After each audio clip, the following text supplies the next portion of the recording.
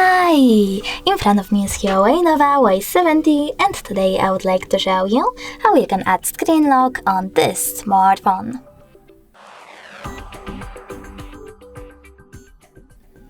Firstly, go into Settings and scroll down. Now choose Biometrics and Password, click on Lock Screen Password and tap on Change Unlock Method. Then select the best one for you. I will go with Pattern and enter it.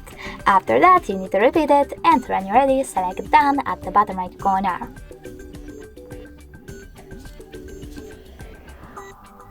Now, if you wish to add your fingerprint as well, just tap on Add in the pop-up and follow the instructions. I will go with Cancel though. So now when I click Home button, turn off my screen and then turn it back on.